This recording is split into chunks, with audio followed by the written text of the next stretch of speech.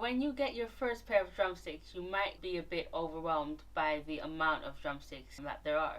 I recommend you start with 5As or 7As.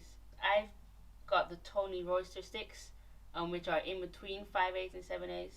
It's all a personal preference. I prefer sticks with a round tip and thinner sticks, and some people prefer thicker sticks with pointy tips, or thin sticks with pointy tips. So it's all up to you and the sound that you prefer. One of my friends has been playing drums for 25 years and is still changing sticks to this day, so it might take a while for you to find your perfect pair, but that's okay. It's important to learn both French and German grip. I personally play German grip when I'm on the snares and French grip when I go to my cymbal, just because it's a lot more comfortable for me to swap to French instead of playing with my palm facing down. I personally change grips while I'm playing depending on where I'm at and on how fast the song is. So if the song is super fast, I'll quite often change the French grip because I'm a bit faster using French grip than I am using German. I also automatically switch to American grip, which is the grip that's in between, because you're able to use the benefits of both German grip and French grip in one grip. When you use match grip, I recommend you place the stick at the top of your palm right under your fingers and then curl them around like so. Now we know where to place the stick in our hands. We're going to discuss the techniques that we use within the German grip. German grip is great for loud playing. You can play a lot louder with German grip than you can with French. One of the techniques is the whipping motion.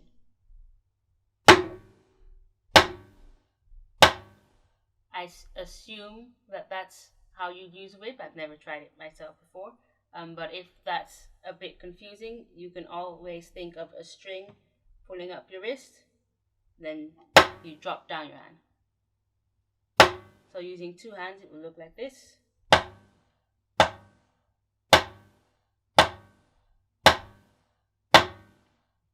There you have it.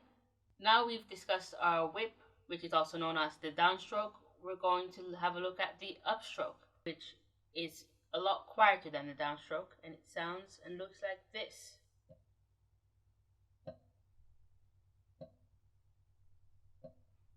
So all we're doing is moving up our wrist in the same way we do with the downstroke. And this movement is usually used in preparation for another downstroke. So we'll do up and then down, up, down, up, down. With practice, this should become a bit more smooth and sound a little like this.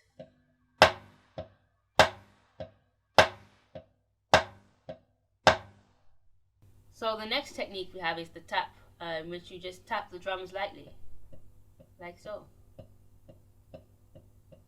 This isn't meant to be very loud, and you're also not meant to bring up your hands too much when you use it. You just drop your stick onto the pads.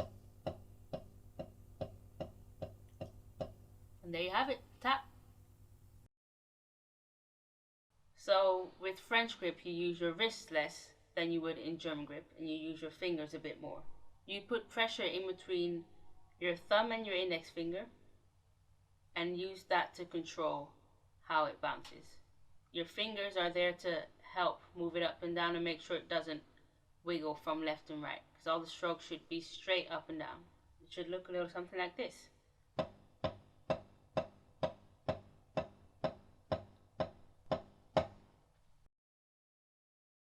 So we've just learned the French and German grips, and now it's time to have a look at the American grip, which is in between the French and German grip. So French grip is with your thumb up, German is with your palm facing down, and American is in between.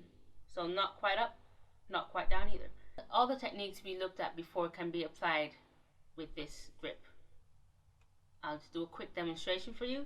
So we've got downstroke, upstroke, we've got taps, we can use our fingers as well, and we can use a full stroke as well. There you have it. So traditional grip is a different way of holding your stick. So it's holding it like this as opposed to holding it like this. Traditional grip was initially used for marching bands because they had their snare drums on their hip, and so they play like that.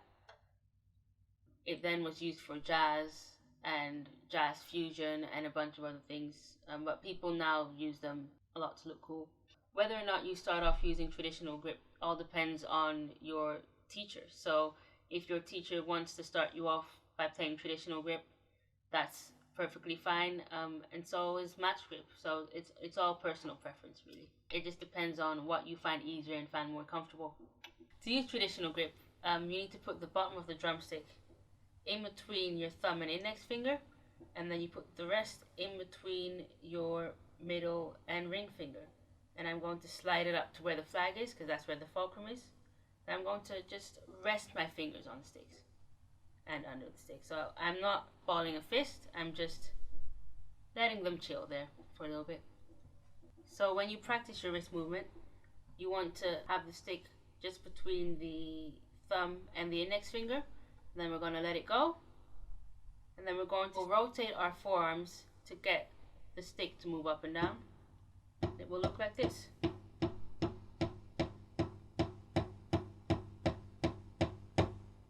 Now that you've learned how to use your forearms, we're going to learn how to use our thumb.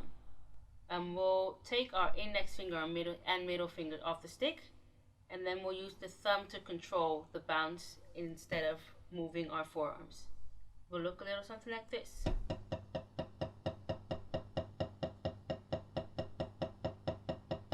So I'm pressing the stick down and making sure it doesn't fly back up too far by pressing my thumb down a bit more. So the next and last finger we'll use is the index finger. You'll take your middle finger off the stick and then bounce it once, and then we're going to repeatedly move our index finger to try and bounce it up and down. So it will look a little something like this. One way to practice using your thumb and index finger is by playing 4 on each finger. So we'll do 4 with our thumb and then 4 with our index finger. It will look a little something like this.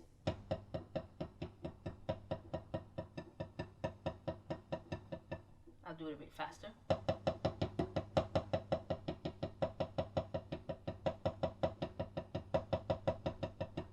Traditional grip can be quite hard at first, but if you keep practicing it, you'll definitely get better at it and it will become second nature.